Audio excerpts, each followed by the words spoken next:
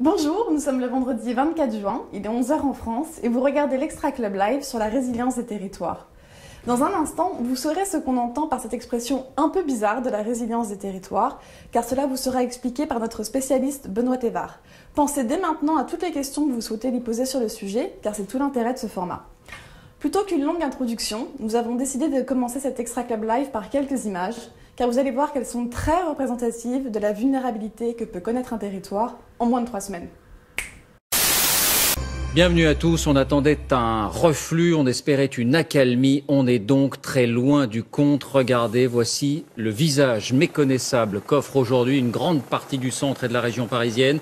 Des villes encerclées par les eaux, des quartiers entiers qui semblent flotter dans des lacs de boue, des parkings submergés et ici ou là, une barque ou un canoë qui glisse dans les rues.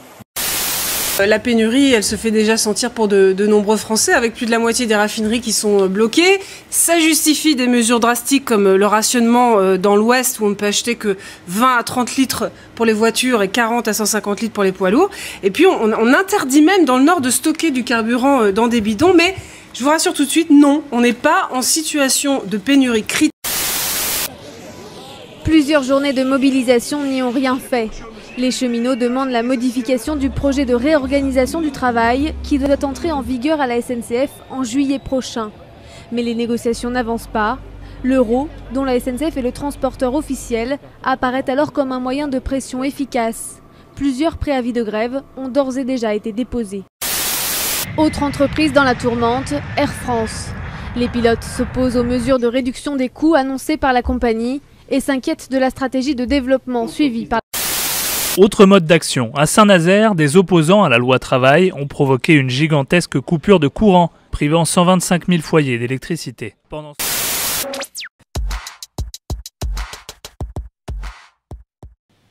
Voilà, j'ai donc le plaisir d'accueillir Benoît Thévard. Bonjour Benoît. Bonjour. Alors, qui est Benoît? Benoît, pour résumer un peu ta vie, tu es un ingénieur qui a passé une partie de ta carrière chez Airbus. Tu as quitté Airbus parce que tu as eu une prise de conscience très personnelle des enjeux énergétiques. Du coup, tu t'es dit que tu voulais à tout prix sensibiliser les gens sur ce sujet. Tu as fondé en 2010 une conférence qui s'appelle Avenir sans pétrole, qui a très bien marché. Du coup, tu as été amené à la reproduire 150 fois. Tu as aussi créé un blog de sensibilisation qui s'appelle avenirsanspetrole.org. En 2012 et 2014, tu as produit 2 études, une sur l'impact du pic pétrolier et une autre sur la résilience des territoires. Ces études ont été très remarquées parce qu'elles ont été distribuées aux députés européens et elles ont fait l'objet d'un colloque à Bruxelles. Et accessoirement, si je ne me trompe pas, tu es administrateur de l'Institut Momentum et tu travailles avec la région Centre-Val de Loire et l'Institut Négawatt pour la réalisation d'un scénario 100% renouvelable pour la région. C'est ça? Tout à fait. C'est ta vie? Ok. Alors Benoît, on parle d'un sujet ici qui est très spécifique, la résilience des territoires. Beaucoup de gens nous ont dit, concrètement, ça veut dire quoi? Alors, un territoire résilient, pour faire simple en quelques mots, ça va être un territoire qui va être capable de vivre et de subir un choc ou un changement perturbant, plus ou moins perturbant, de s'adapter à ce choc, éventuellement de se réorganiser si c'est un changement qui est sur le long terme, tout en préservant ses fonctions principales et son identité. Donc, en l'occurrence, pour un territoire, les fonctions principales essentielles, ça va être de pouvoir assurer notamment la subsistance des citoyens, des entreprises, etc. Donc voilà, c'est comment on arrive, malgré un choc ou une perturbation, à garder cette identité et ses fonctions principales. Alors, on peut parler de résilience générale ou globale face à n'importe quel type de choc.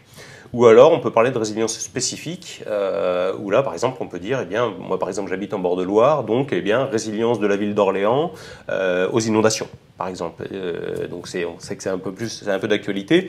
Donc, on peut se travailler vraiment sur une résilience spécifique par rapport à un type de choc ou de perturbation. Et donc cette définition, elle est valable pour les territoires, mais elle est aussi valable un peu pour n'importe quel type d'organisation. Donc ça peut être effectivement pour une entreprise notamment, pour une association ou pour un peu n'importe quel type de système.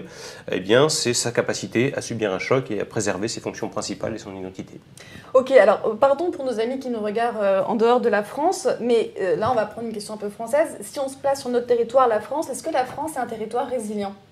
Alors, déjà, je voudrais faire un petit retour parce que donc, je sais qu'il y a eu une vidéo qui a été proposée qui justement montrait quelques éléments très perturbateurs qu'il y a eu ces derniers temps.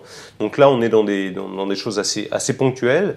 Mais ce qu'il faut bien voir, et c'est une des raisons, comme on l'expliquait, pour laquelle j'ai quitté l'aéronautique, c'est qu'on rentre aussi dans une phase d'extrême instabilité un peu à tous les niveaux. C'est-à-dire qu'on parle d'instabilité climatique avec le dérèglement climatique, qui pose des perturbations pour l'agriculture, pour les grosses villes au niveau du réchauffement, etc.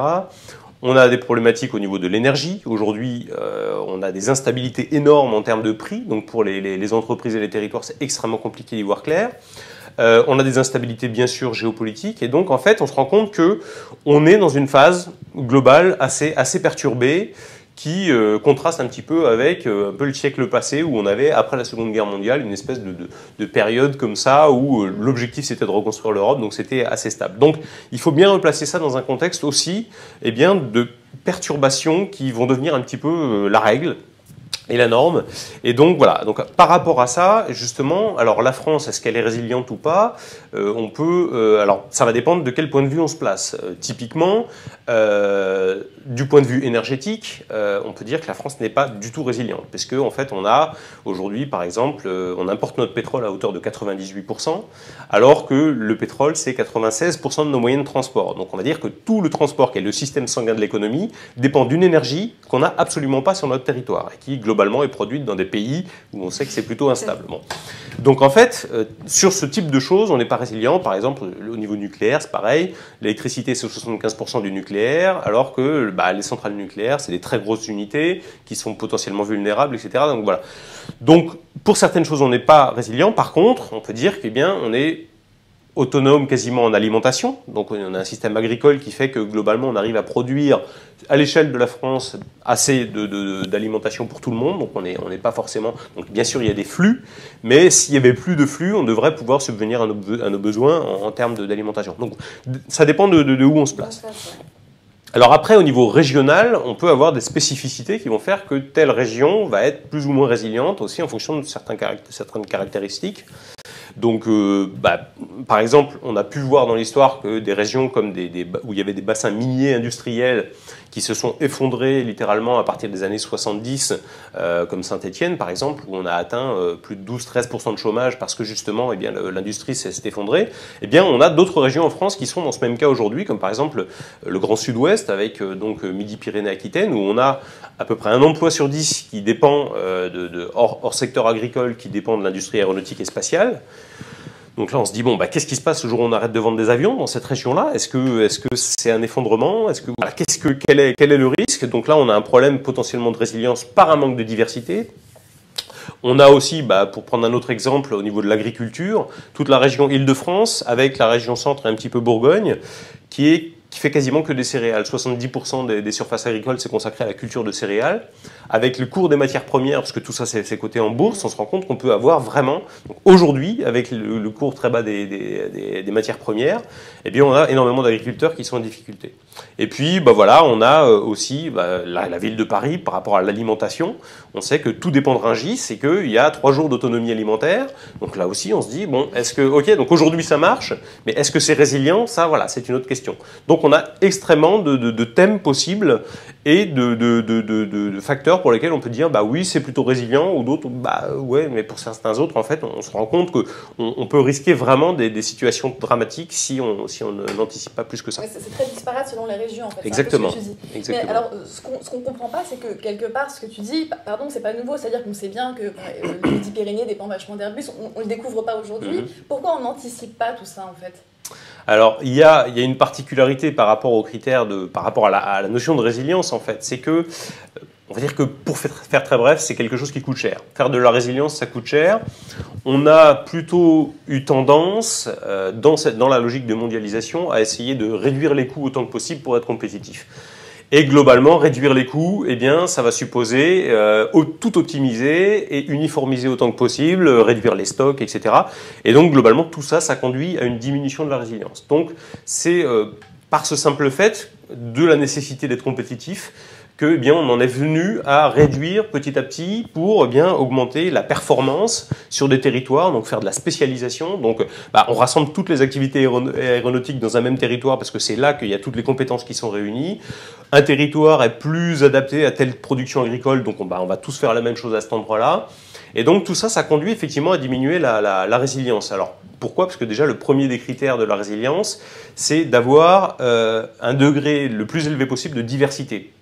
Ça, c'est un critère important de résilience, parce qu'effectivement, si on a tout un secteur qui dépend d'un pilier, si le pilier tombe, tout le secteur se casse la figure. Bon. Donc ça, c'est valable à tous les niveaux. Donc, typiquement, la diversité, c'est pas de l'optimisation, en fait. On est vraiment dans quelque chose qui permet d'être résilient, mais qui, du coup, va pas être dans la performance pure. Ensuite, il y a la modularité, donc comment les systèmes peuvent être le plus autonomes possible si jamais il se passe quelque chose à l'échelle globale. Et donc là, on se rend compte aussi que aujourd'hui, on a plutôt une tendance à avoir des espèces de grands monopoles de plus en plus au niveau mondial, et donc à faire dépendre une fourniture d'une seule entreprise parce que elle va optimiser cette production, etc. Et donc, on a des dépendances qui sont très fortes et finalement assez peu d'autosuffisance, à la fois sur les territoires, mais pour un certain nombre d'entreprises.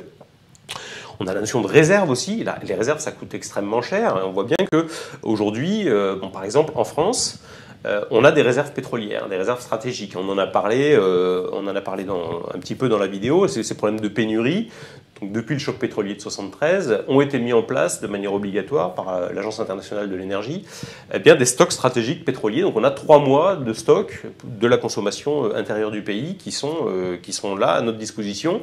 Mais ces stocks, ça coûte cher, parce que ça coûte, en gros, on va dire, entre 350 et 400 millions d'euros par an, juste pour avoir des stocks pétroliers. Qu'est-ce que je peux donner En fait, pardon, je te coupe, mais ce que tu dis, c'est que la résilience coûte cher, en fait. Voilà, c'est ça. Est-ce que tu as des exemples d'actions que des territoires ont menées où effectivement ça a eu un vrai coût, ils ont mené des actions pour être résilients, mais ils le payent de leur poche? Alors, c'est vrai qu'on se rend compte qu'on a ça beaucoup dans des territoires où, par exemple, on va être soumis à des événements météorologiques importants. Aux États-Unis, ils ont des phénomènes d'ouragans, de tornades très souvent. Et donc, par exemple, la ville de New York a mis en place une politique de sécurisation de ses stations-service pour pouvoir continuer l'approvisionnement en carburant.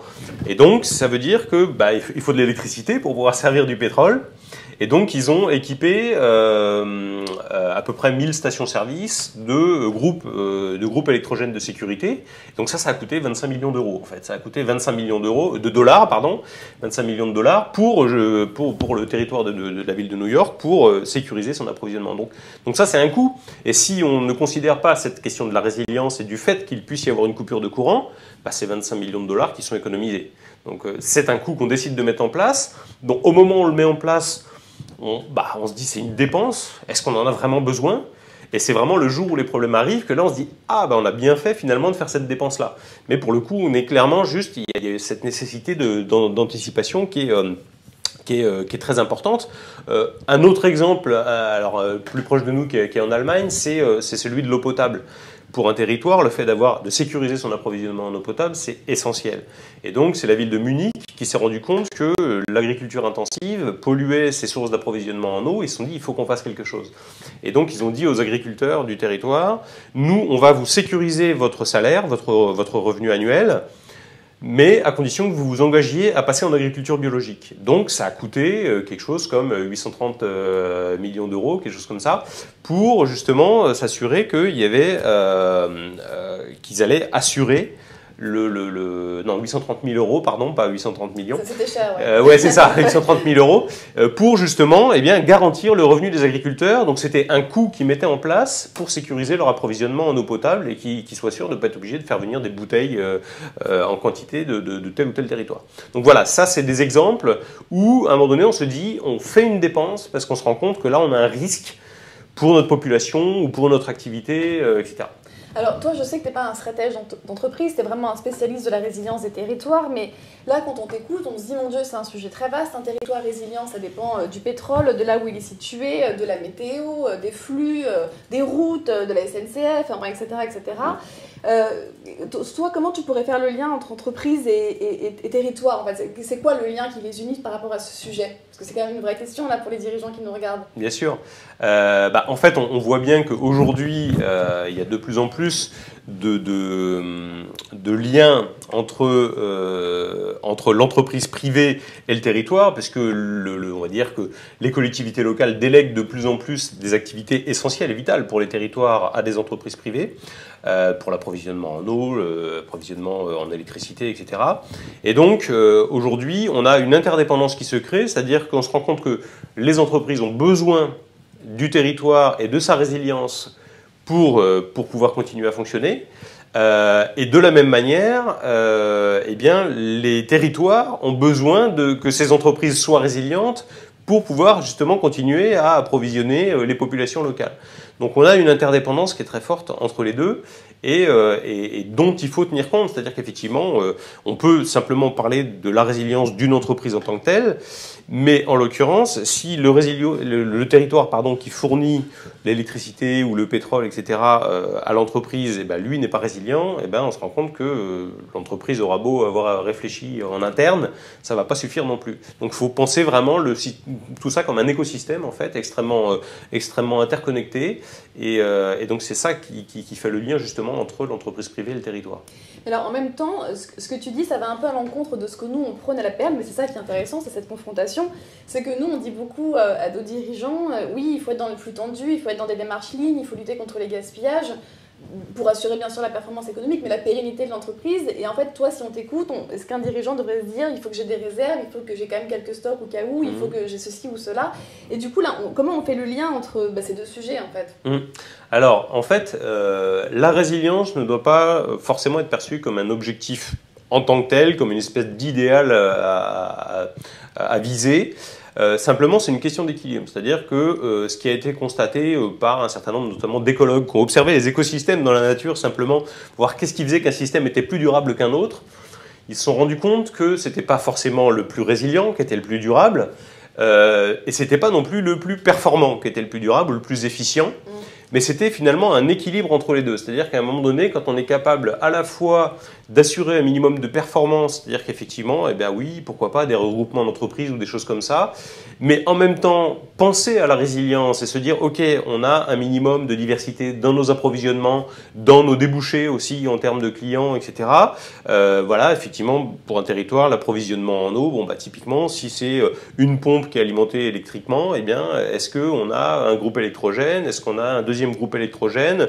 Donc, faire en sorte, justement, qu'on va pouvoir avoir, cette idée de la performance pour ne pas rentrer trop dans les coûts, mais en même temps, penser à la résilience et donc essayer d'avoir un équilibre entre les deux. Et c'est ça qui est extrêmement important d'avoir à l'esprit, c'est que aujourd'hui, jusqu'à présent, dans ce paradigme de la mondialisation, on avait tendance à s'orienter quasiment uniquement vers ce besoin d'optimiser économiquement les entreprises et les industries. Or, on se rend compte que vu qu'on rentre dans une période de forte instabilité, il va falloir justement rebouger le curseur et faire en sorte de retrouver cet équilibre. Et donc ça, quelque part, ça doit se faire aussi de manière globale, c'est-à-dire que quelque part, il va falloir aussi que les gens soient prêts à payer un peu plus pour avoir cette résilience-là, parce qu'effectivement, si on est uniquement dans une logique de concurrence internationale, dire moi je serai plus cher mais je serai résilient, on se rend compte que ça devrait être une prise de conscience assez globale et notamment qui peut aussi s'intégrer à l'échelle d'un territoire. Alors c'est marrant que tu parles de globalité entre guillemets, parce qu'il y a une des questions qui est arrivée sur le lien qui dit finalement la résilience, est-ce que c'est pas une notion globale? Tu parles de la ville de Saint-Étienne, mais il y a eu comme question, est-ce que le monde en tant que tel est résilient? C'est-à-dire, est-ce qu'on va faire face à ce qui peut nous arriver?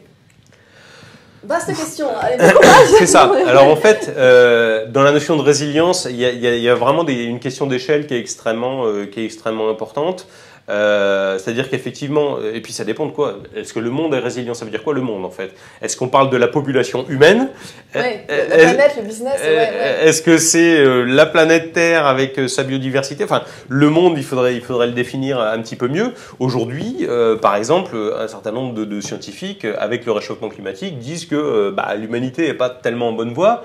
Mais la planète, il n'y a aucun risque. Elle sera toujours là, ça ne posera pas de problème, même si le climat change. La question, c'est est-ce que l'humanité est résiliente et est-ce que certaines sociétés, bon voilà, les Yanomami en Amazonie, a priori, bon, bah, si demain il y a un effondrement économique, ça ne va pas les toucher. Par contre, si on rase leur forêt, là, effectivement, ils vont être embêtés. Donc en fait, on a vraiment, on peut pas parler vraiment non plus juste de la société globale, parce qu'il y a tellement de différences et de dépendance d'un territoire à l'autre. Aujourd'hui, voilà, les sociétés modernes sont particulièrement dépendantes de sources d'énergie extrêmement importantes et massives.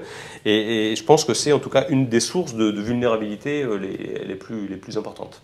Alors, il y a une autre question qui est arrivée, enfin, il y en a deux qui se rejoignent un peu, qui sont même un peu contradictoires. Il y en a une qui dit, est-ce que quelque part la résilience, c'est pas une façon de dire, de trouver un vrai mieux vivre ensemble? Il y en a une autre qui dit, est-ce que la résilience, c'est pas être super égoïste en gros et assurer ma propre survie?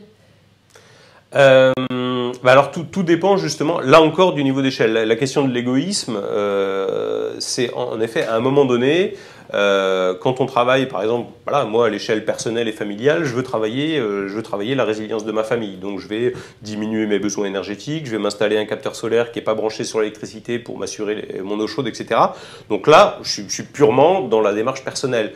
À l'échelle d'une entreprise aussi, bon bah, il peut y avoir cette démarche un petit peu personnelle de dire ça c'est mon entreprise, c'est mon bébé, donc comment je peux assurer la pérennité de cette activité? Ou alors on peut se situer dans une démarche aussi de dire voilà, mon entreprise participe à la résilience du territoire, donc il faut absolument qu'il y ait une interconnexion entre les deux. C'est pas forcément de l'égoïsme, parce que bah, la résilience c'est une manière de percevoir justement aussi comment on est relié ensemble. Et aujourd'hui, dans la notion justement, dans les critères de résilience, que ce soit pour un territoire ou une entreprise, la notion de l'ouverture est essentielle. C'est-à-dire qu'un territoire qui se replierait sur lui-même, ou une organisation quelconque qui se replie, qui n'est plus ouverte aux autres, elle devient statique, elle devient stagnante et elle n'est pas capable d'évoluer avec le reste de son environnement. Donc, si on n'est pas ouvert sur les autres, on n'est pas résilient non plus. Donc, ce n'est pas non plus cette fermeture du tout qui peut caractériser la résilience. Mais dans ce que tu dis, on entend quand même aussi un peu une idée de rôle des patrons et des élus, de faire affaire, quoi, de se poser ces questions ensemble. Oui. Tout à fait. C'est pas facile, tu sais qu'entre les élus et les dirigeants, il n'y a pas toujours une super communication. Non, mais pourtant, elle est complètement essentielle. Hein. Aujourd'hui, les syndicats patronaux sont toujours au niveau à l'Élysée ou etc. Donc on se rend compte que de toute façon, il y a une interconnexion et une discussion permanente entre l'activité économique et les élus. Donc aujourd'hui, on est plus dans une démarche de dire bon ben voilà, je suis élu, comment je peux favoriser la venue des entreprises sur mon territoire. Et puis bah voilà, je suis entrepreneur, comment les élus peuvent m'aider à venir, etc. Donc on est plus dans une démarche économique, d'installation, etc., d'infrastructure pour diminuer les coûts, favoriser les transports, etc. Et donc peut-être qu'il faut rajouter à ces discussions, à ces échanges, cette notion de la résilience. C'est-à-dire effectivement cette prise de conscience que, eh bien, attention, nous, on a besoin de ça et ça et ça pour fonctionner.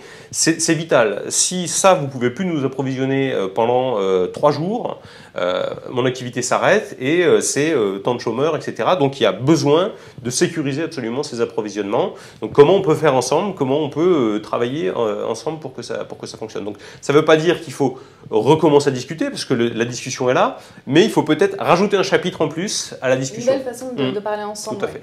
Alors il y a aussi un sujet qui est arrivé, c'est est-ce que la mondialisation n'est pas un peu l'ennemi de la résilience? Parce que quand on voit dans le petit film, qui concerne que la France, pardon pour cette intro un peu franco-française, mais on voit dans le petit film quelque part que les grèves SNCF, les grèves Air France sont liées à la loi travail qui elle-même est liée aussi un peu à la mondialisation et à la concurrence internationale. On voit que les raffineries bloquées, c'est aussi lié quand même à des problèmes géopolitiques. Donc est-ce que le fait d'être dans un monde excessivement mondialisé, quelque part, nuit d'un point de vue local à la résilience? Oui, je pense que oui. Je pense que oui, et c'est la raison pour laquelle aujourd'hui il y a énormément de mouvements qui se mettent en place pour essayer de recréer des dynamiques locales. Donc on voit bien, par exemple, il y a de plus en plus de monnaies locales qui se mettent en place sur les territoires. Donc aujourd'hui, il y a une quarantaine de monnaies locales qui se mettent en place pour favoriser les échanges locaux, recréer des filières justement entre entreprises et puis faire en sorte que les citoyens favorisent les productions locales.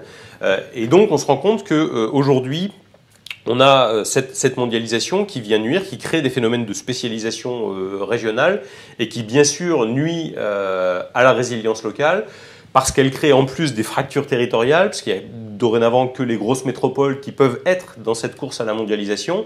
La plupart des communes rurales deviennent de plus en plus dortoirs, avec de moins en moins de commerce, etc. Donc oui, en effet, je pense que la mondialisation nuit à la résilience locale. Et donc elle a des avantages, certes, mais je pense que là encore, elle a des avantages notamment quant à l'efficience et quant à la performance économique. Mais encore une fois, si on se situe dans un peu un changement de paradigme et qu'on cherche à retrouver cet équilibre, il faut retrouver un équilibre entre le global et le local. Et donc ça ne veut pas dire qu'il faut passer du tout global au tout local, mais essayer de redensifier les tissus économiques locaux à l'échelle des territoires pour favoriser leur résilience, tout en maintenant évidemment des échanges avec le reste du monde sur certaines choses que voilà, on ne fera jamais de cacao en région parisienne. Donc bon, bref, c'est un exemple un peu caricatural, mais pour dire que de toute façon, on aura toujours besoin de ces échanges. Mais est-ce que tu te rends compte que c'est très dur à appréhender ce que tu dis? Parce que, par exemple, on a des dirigeants qui ont des boîtes qui fonctionnent qu'à l'export. Business is business, tu vois ce que je veux dire? Donc il y a des gens qui ont besoin d'aller en Chine, qui ont besoin d'aller dans l'océan Indien, etc. Beaucoup de déplacements. Alors, ils favorisent aussi les communications, Skype, etc. Mais n'empêche qu'ils sont obligés d'être en permanence en interaction avec le reste du monde.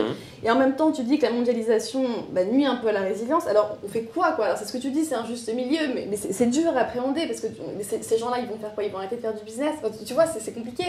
La question, c'est est-ce que... je pense que pour chaque type d'entreprise, il faut qu'il y ait une réflexion sur quels sont mes besoins et qu'est-ce que j'apporte à la société. Et donc, à partir de là, sur mes besoins essentiels, eh bien, en cas de rupture d'approvisionnement, voilà, par exemple, je fonctionne à l'export, si j'ai pas d'avion, je suis mort, si j'ai pas d'électricité pour mes connexions Skype, etc., c'est pareil, je suis mort. Donc, à chaque fois, se poser la question de, bon, voilà, est-ce que mon activité est pérenne quoi qu'il arrive? Et si j'ai des éléments de faiblesse importants, est-ce que j'ai pas un moyen de les sécuriser d'une manière ou d'une autre? Voilà. Donc ça veut dire que de toute façon, on ne pourra pas être au top du top en termes de résilience. Mais par exemple, voilà, si on ne fonctionne que dans les échanges avec la Chine, bon, il faut s'interroger sur est-ce qu'on ne peut pas trouver une part de diversité en travaillant justement en ayant un peu de commerce aussi à l'échelle locale. Moi, j'ai fait des interventions à Airbus, donc depuis que j'en suis sorti, je suis retourné là-bas pour parler justement de cette question de on fait des avions, donc le jour où on a un problème avec le pétrole et où il n'y a plus ou moins de ventes d'avions, comment on fait? Et donc la question s'est posée de, attendez, on a un formidable potentiel d'ingénieurs, d'infrastructures, etc. chez Airbus. Est-ce qu'on ne peut pas, d'ores et déjà, penser à une diversification de l'activité? Bon voilà, Peugeot faisait des voitures au diesel, faisait des voitures à l'essence, ils se sont dit, bon faut qu'on fasse des voitures électriques, bon voilà. Donc à un moment donné, il y a cette question de, je sais que ça va changer, je sais que je suis vulnérable, donc soit j'attends que ça me tombe dessus, soit j'anticipe et je vois comment on peut essayer de diversifier, quitte à ce qu'effectivement ça soit moins performant économiquement. Hein, c'est clair que là, on est dans une logique de durabilité et pas dans une logique de performance. Oui, mais alors justement, il y a beaucoup de questions comme ça de nos dirigeants qui sont concernés pour des raisons multiples. Et il y a un autre dirigeant qui dit, voilà, mes filières d'approvisionnement sont en zone inondable. En même temps, c'est les seules filières que j'ai. Je fais quoi? Je sais que tu n'as pas réponse à tout, mais tu vois, comment on appréhende ce sujet quand on est comme ça, quand on est dans une telle relation avec ses fournisseurs? La question, c'est est-ce qu'il y a moyen d'aider ou d'accompagner, alors je ne sais pas de quel type d'approvisionnement il s'agit, mais de faire en sorte que cet approvisionnement en question, petit à petit, puisse, je ne sais pas moi, mettre en place un stockage, alors je ne sais pas de quoi il s'agit, hein, mettre en place un stockage en zone non inondable pour que en cas de problème sur cette zone-là, eh bien, il y ait quand même une réserve qui permette de laisser le temps de réagir, etc. Ou d'accompagner cette structure, si elle est vraiment vitale pour l'entreprise, d'essayer de l'aider à tout prix pour qu'elle puisse déménager. Enfin, bon, il faut en tout cas se poser la question. Mais en effet, si effectivement son seul approvisionnement qui est vital, il est en zone inondable, voilà, on sait qu'évidemment c'est pas très résilient. Il y a quand même un retour de la notion de stock derrière la résilience aussi. Hein. Bien sûr. Il y a une réserve de stock qui est assez importante. Alors une question, en fait il y a deux questions différentes. Une question qui est très marquée par l'actualité, je vais te la poser, je ne sais pas si tu as la réponse, mais quid de la résilience des Britanniques qui viennent de sortir quand même de l'Europe? Ouais. Qu'est-ce que tu en penses? Alors en fait, bon, alors c'est tout frais, hein, ça date de ce matin, juste avant que je prenne le train. Alors j'ai pas forcément beaucoup, puis je suis pas un spécialiste non plus de géopolitique, et il n'y a pas grand monde qui a une idée des conséquences que ça va avoir. Simplement, moi, le point que je remarque, et dont j'ai entendu parler ce matin par un spécialiste sur France Culture, c'est que globalement, le désintérêt pour l'Europe a commencé à intervenir, on va dire. Alors, il y a eu évidemment une volonté très forte et une évidence après la Seconde Guerre mondiale de cette nécessité de se regrouper pour ne plus avoir de conflits, etc. Et puis, on s'est rendu compte qu'après les années 80-90, au moment de la chute du mur de Berlin et de l'effondrement de l'Union soviétique, finalement, on avait plus de risque de voir éclater un conflit, etc. Et donc, il y a eu un désintérêt progressif pour cette nécessité de rester unis. Et donc, la question de l'Europe s'est faite de moins en moins évidente. Et donc, pour moi, quelque part, ça m'a parlé parce que cette question de l'éloignement du risque, c'est quelque chose, justement, qui conduit à ne plus se soucier de la question de la résilience, en fait. C'est-à-dire que finalement, si on se dit qu'on n'est pas vulnérable, il n'y a aucun intérêt à travailler sur la résilience. Si on pense qu'il y aura toujours de l'électricité à la prise, que les supermarchés seront toujours pleins, que mon fournisseur sera jamais inondé, etc., à ce moment-là, on n'a aucun intérêt à s'intéresser à la résilience. Et en fait, ce qui se passe, c'est que, on vit sur un territoire où globalement, ok, on a des petits phénomènes météo, des petites inondations, des choses comme ça, mais rien d'absolument dramatique, comme par exemple au Québec. Au Québec, il y a eu l'effondrement des lignes électriques en plein hiver. Ils travaillent énormément sur la résilience. Et l'Université Polytechnique de Montréal a mis en place des cursus pour voir comment on peut travailler là-dessus et limiter la résilience. Il a fallu qu'il arrive un drame absolu, qui a posé problème à des millions de personnes, ou des centaines de milliers de personnes, pour qu'on arrive à se dire, waouh, en fait, il peut nous arriver quelque chose. Donc voilà, pour moi, l'image un petit peu avec cette idée des Britanniques qui se disent, après tout, ce qui est plus important, c'est nos choix plutôt que la résilience collective. C'est peut-être ça, justement, c'est cet éloignement du sentiment de risque. Et du coup, quelque part, on est prêt à faire ça pour là. Alors après, encore une fois, j'ai pas vraiment idée ni des applications ni des conséquences, mais c'est ce que ça m'a inspiré en tout cas en entendant tout ça. Toi, de façon intime, alors je sais que tu es très engagé, etc. Donc peut-être que du coup, tu as un œil déformé aussi, mais est-ce que tu penses sincèrement qu'on est dans une situation de vulnérabilité et que ça va s'aggraver? Alors aujourd'hui, je parle pour la France, mais il y a plein de gens qui nous regardent en Europe et même dans l'océan Indien, mais désolé, on ne peut pas poser des questions pour tous les pays, mais est-ce que tu penses qu'on va être de plus en plus vulnérable? Alors, tout est relatif, encore une fois. C'est-à-dire que le « on », il est très variable. Il y a des territoires aujourd'hui qui se sont lancés dans une démarche de transition, clairement, c'est-à-dire diversification des sources d'approvisionnement énergétique, diminution de la dépendance au pétrole, on diversifie les moyens de transport, etc. Et donc, à partir du moment où on rentre dans cette dynamique-là, on va vers une meilleure résilience. Donc, il y a des territoires, je pense, à l'échelle locale, qui vont vers plus de résilience. Mais en même temps, on se rend compte qu'aujourd'hui, la marche en avant de la mondialisation continue avec le traité transatlantique, avec des choses comme ça, où l'objectif, c'est d'accroître encore justement ces flux entre les pays, entre les continents. Donc en fait, on a vraiment deux directions qui s'opposent, c'est-à-dire que je pense qu'à l'échelle locale, on a des initiatives qui accroissent la résilience. Par exemple, la ville de Paris a aujourd'hui une personne qui est consacrée à la résilience, c'est-à-dire qui a été financée par une association, une organisation, je ne me souviens plus son nom, américaine, qui finance, c'est une ONG, qui finance en fait des personnels qui vont aller dans les plus grosses villes du monde pour justement travailler sur la résilience de ces grandes villes et faire en sorte justement de l'améliorer. Donc aujourd'hui, on a vraiment une réflexion qui s'opère.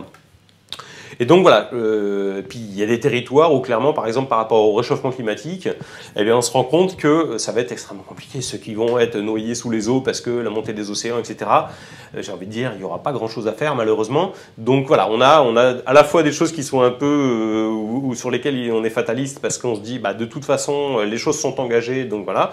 Et en même temps, sur les questions de dépendance à l'énergie, sur les questions de moyens de transport, etc., on peut faire des choses, on peut faire des changements. Mais il faut pour ça qu'il y ait une détermination politique aussi. Elle se fait déjà à certains endroits à l'échelle locale. Aujourd'hui, à l'échelle nationale, on n'en est pas encore tout à fait là. Alors, du coup, c'est quoi la bonne échelle pour appréhender la résilience quand on veut commencer à s'interroger sur ces questions? C'est ma commune, ma ville, mon département, ma région, mon pays? Le premier pas? Le premier pas, en fait, il s'opère. Moi, le premier pas, il s'est opéré à l'échelle locale parce que je me suis rendu compte en parlant avec les élus de ma ville qu'ils m'ont dit attendez, nous, là, les citoyens et les entreprises du territoire, ils sont pas du tout prêts à faire ce que vous êtes en train de nous dire là. Donc, en fait, ça s'est opéré par un changement citoyen où là aujourd'hui, on a quelques centaines de personnes qui se mobilisent dans le coin. Bon, et à partir de là, les élus se disent ah ok, donc là, il y a un signal qui nous dit attention, il faut faire quelque chose peut-être. Donc il s'opère en fait dans un mouvement plutôt du bas vers le haut. Et puis à partir du moment où on a le soutien donc à l'échelle du conseil régional, on se rend compte aussi qu'ils sont attentifs au fait qu'il se passe des choses à l'échelle aux petites échelles, et donc ils essayent de voir comment ils peuvent coordonner ça. Par exemple sur les monnaies locales, le conseil régional a organisé une réunion pour inviter tous les porteurs d'initiatives de monnaie locale, pour voir comment on peut essayer de mutualiser des outils, etc. Donc il n'y a pas une échelle idéale, mais en l'occurrence, en tout cas, ça a l'air d'être plutôt quelque chose qui est ascendant plutôt que descendant, à l'inverse de ce qui s'est produit pendant les dernières décennies, parce qu'on est un peu jacobin quand même dans notre pays, on attend que les solutions viennent d'en haut. Et donc je pense qu'il faut déjà essayer de mettre en place à l'échelle locale ce qu'on peut. Donc ça se passe d'abord à l'échelle de la commune, la communauté de communes, et puis après, si on peut travailler parce qu'il y a plein de choses qui ne peuvent pas se régler à l'échelle de la commune. La distribution d'électricité, production d'électricité, etc., c'est des territoires beaucoup plus vastes. Donc voilà, il faut aussi, en fonction des besoins, travailler aux différentes échelles. Tu es un peu dans la théorie du petit pas. Alors, il y a un adhérent qui dit finalement ta résilience, c'est pas la notion d'assurance. La notion d'assurance. Est-ce que c'est pas le même principe, quoi? C'est-à-dire que je mets de l'argent de côté pour le jour où il y a un problème? Non, parce qu'en fait, la notion d'assurance, c'est je me préoccupe pas du problème, je paye, et le jour où j'aurai un problème, on réparera en fait. Là, on n'est pas vraiment dans cette logique de ça va me tomber dessus et donc je prévois une réparation financière. Oui. On est dans une volonté c'est-à-dire qu'il y a un moment donné, si vous avez une maison et que votre maison elle s'écroule ou elle brûle, quelque part vous avez perdu vos fonctions principales et vous avez perdu votre identité. Vous n'êtes plus dans une logique de résilience. Vous allez être obligé de changer de lieu de vie, changer de maison, changer de fonctionnement au quotidien. Donc quelque part, on n'est pas dans la résilience là. On est plus dans le fait de se dire il se passe quelque chose. Financièrement, j'aurai les moyens de voir venir, mais à côté de ça, ça ne permet pas quand même de continuer à fonctionner comme j'aurais voulu continuer à fonctionner. Donc pour moi, c'est pas tout à fait la même chose.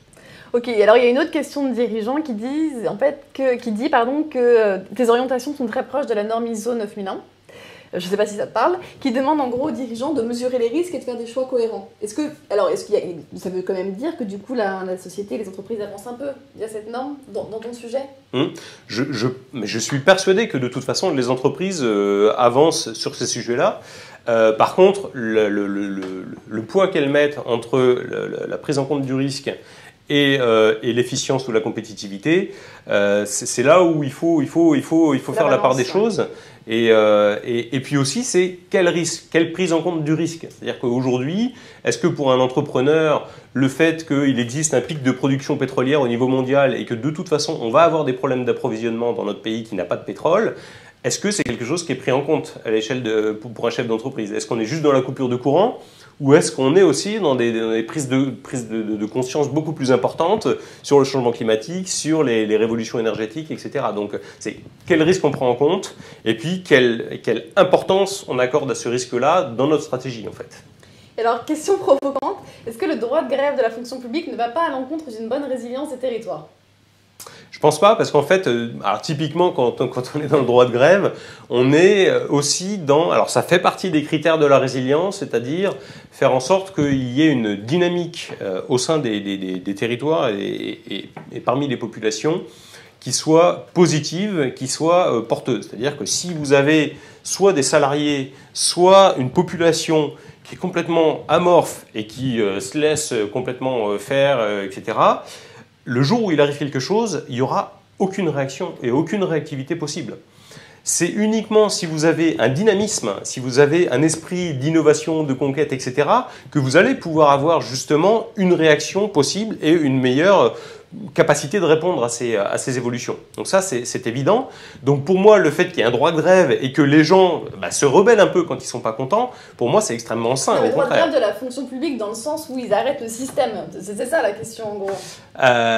Ouais. C'est médiatique, tu vois. Ouais, bien sûr. Après, se pose la question de la gouvernance. C'est-à-dire, est-ce que effectivement aujourd'hui, la gouvernance et la démocratie sont appliquées de bonne manière? Est-ce qu'on tient compte d'un certain nombre de choses qui sont demandées par les populations avant que ça conduise à ce type de blocage? Donc là aussi, mais c'est sûr que, voilà, pour moi, le droit de grève, c'est quelque chose qui est évidemment essentiel. Alors après, la question des blocages, c'est à partir de quel moment on en arrive au blocage? Est-ce que aujourd'hui, le processus démocratique dans nos pays est plutôt sain? Est-ce qu'il est équilibré ou pas? Donc là, c'est une question un petit peu plus ouverte et qui pousse un peu plus loin. Alors, en gros, est-ce qu'il existe, d'après toi, des grands axes qui nous permettraient d'auditer notre capacité à être résilient? Ou est-ce qu'il y a une grille complète d'audit? En gros, est-ce qu'on pourrait se dire, ok, je regarde un territoire, je remplis une grille, ah oui, celui-là, il est résilient ou il ne l'est pas? C'est possible? Oui, alors il y a pas mal d'outils qui existent, parce que, alors, dépendamment de si on parle d'un territoire ou d'une entreprise, on ne va pas non plus avoir forcément les mêmes types d'outils. Souvent pour une entreprise, on va avoir des outils qui vont être essentiellement techniques, on va dire, c'est-à-dire en gros, on va faire un listing de toutes les composantes de l'entreprise, des interdépendances entre ces composantes, et puis qu'est-ce qui rentre et qu'est-ce qui sort, comme j'ai dit tout à l'heure. Et pour tout ce qui rentre et qui est essentiel, eh bien, au bout de combien de temps de rupture d'approvisionnement ou de dégradation de l'approvisionnement, je risque d'avoir des soucis, etc. Et donc dans ce cas-là, quelles sont mes priorités en termes de sécurisation? Et puis de la même manière, voilà, sur les débouchés, voilà, est-ce que si j'ai mon client qui a un problème, est-ce que voilà, donc là il y a des outils extrêmement pointus et techniques qui existent là-dessus, qui ont notamment été développés au Québec par l'Université de Montréal, et des outils très intéressants. À l'échelle d'une communauté, on est sur des choses qui sont un peu plus, peut-être un peu moins techniques et parfois plus culturelles. C'est-à-dire que la résilience du territoire va être beaucoup basée sur l'histoire du territoire. Est-ce que le territoire a vécu déjà des sinistres très importants qui ont forcé les populations à réagir?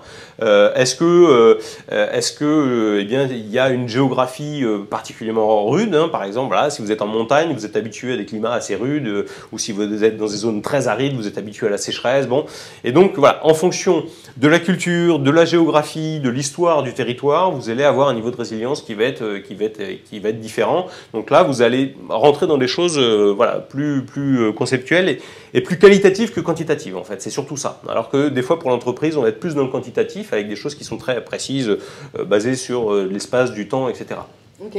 Oui, donc effectivement, c'est des grilles qui sont spécifiques en fonction de l'institution, entre guillemets, qu'on observe. Oui, et puis, puis après, du choix aussi de la personne qui va vouloir évaluer sa résilience, de prendre en compte des critères purement techniques, ou alors aussi d'intégrer les questions de gouvernance, parce que la question de gouvernance fait partie justement intégrante de la question de la résilience. Voilà, est-ce qu'on est dans quelque chose de très pyramidal, auquel cas toute la prise de décision dépend d'une seule ou deux personnes ou 2-3 personnes, et dans ce cas-là, donc on est très efficace. Par contre, effectivement, si on a une multitude de problèmes qui surviennent, est-ce qu'on est capable de réagir de la même manière? Donc voilà, ça va dépendre aussi de la manière dont on a envie de la mesurer, cette résilience, et de quelle résilience on parle. Alors, pour terminer sur les dernières questions, il y a eu, je ne sais pas si on va prendre encore une ou deux, mais il y avait eu une question qui a été posée avant que cet Extra Club commence par un adhérent, que j'avais en tête, il ne faut pas que j'oublie. C'est un adhérent qui produit des produits niches dans des usines chinoises et qui se pose la question, en gros, qui se dit, voilà, je ne peux pas fabriquer en France à un échelon national ces produits-là avec une telle compétitivité. En même temps, j'entends l'importance de la résilience et j'entends que je suis en danger. Par où commencer pour traiter cette question, en fait ?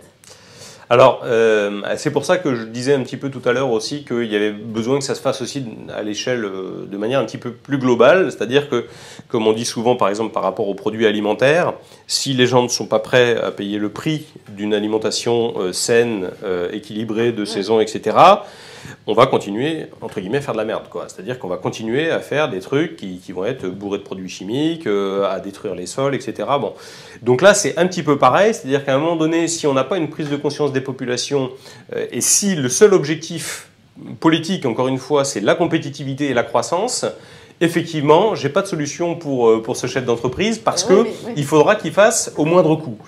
Mais aujourd'hui, on se rend compte que, par exemple, alors c'est c'est un exemple qui se fait encore une fois à l'échelle alimentaire, c'est l'exemple des AMAP. Bon, bah, les AMAP, à un moment donné, on sait que voilà, produire local et bio, ça coûte un peu plus cher, mais à un moment donné, les citoyens s'engagent et disent bah, écoutez, nous, on veut du sain, du local et on ne veut pas bousiller notre territoire, donc on s'engage auprès de ce producteur-là à lui acheter ses produits, quitte à ce que ça nous coûte un petit peu plus cher et à ce qu'on s'engage dans une démarche de solidarité. C'est pour ça que eh bien, ça ne peut se faire qu'à l'échelle aussi d'un territoire, à l'échelle locale ou régionale, parce que demander à quelqu'un qui achète nos produits à l'autre bout du monde de tenir compte du côté vertueux, environnemental, éthique de tout ça, c'est difficilement réalisable. Par contre, si vous communiquez localement sur le fait que votre produit il est fait localement, aujourd'hui c'est ce qui se passe, hein, vous avez une usine dans la Drôme qui fait des jeans, bon ben voilà, ils font des jeans avec du coton bio qui sont faits 100% localement, etc. Donc c'est un certain prix qu'ils mettent, mais du coup il y a une clientèle pour ça.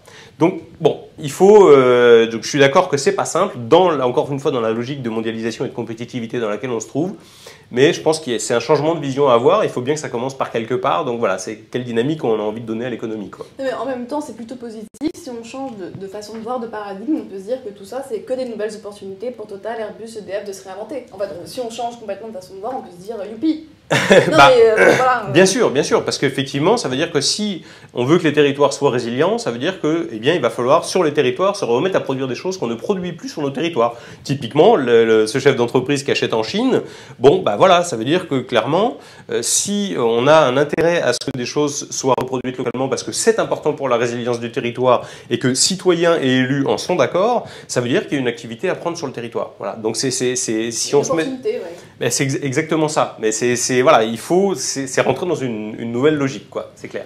Nouveau paradigme. Alors, on va clôturer cet Extra Club. Qu'est-ce que tu as envie qu'on retienne en fait de tout ça, de ce qu'on s'est dit là? En fait, les dirigeants retiennent, parce qu'à la rigueur, nous on s'en fout. Mais... Bien sûr. En fait, voilà, pour moi, ce qui compte, c'est que j'ai bien conscience que bien souvent, pour les chefs d'entreprise, ce qui compte, c'est la pérennité de l'activité. Et là, c'est essentiellement de ça dont on a parlé. On parle de pérennité. On ne parle pas de performance ni de compétitivité. On parle de pérennité. Donc, ce que je voudrais que les chefs d'entreprise retiennent, c'est que la pérennité, la durabilité de leur activité, elle ne dépend pas que de la performance. Elle va dépendre, vu qu'on en arrive dans un monde instable, elle va dépendre bien sûr de leur capacité à mettre la résilience au cœur de leur projet. Donc ça, c'est ce qui me semble essentiel. Et le deuxième point, c'est l'imbrication entre leur résilience et la résilience du territoire, que leur résilience dépend de la résilience du territoire et inversement. Et donc, comment on peut faire le lien entre tout ça? Donc, pour moi, c'est vraiment les deux points cruciaux sur lesquels en tout cas, les personnes qui nous ont écoutés aujourd'hui doivent retenir. C'est ça, exactement. Okay. Bon, bah, merci beaucoup, Benoît. Merci à tous ceux qui nous ont suivis et à très bientôt pour un prochain Extra Club Live.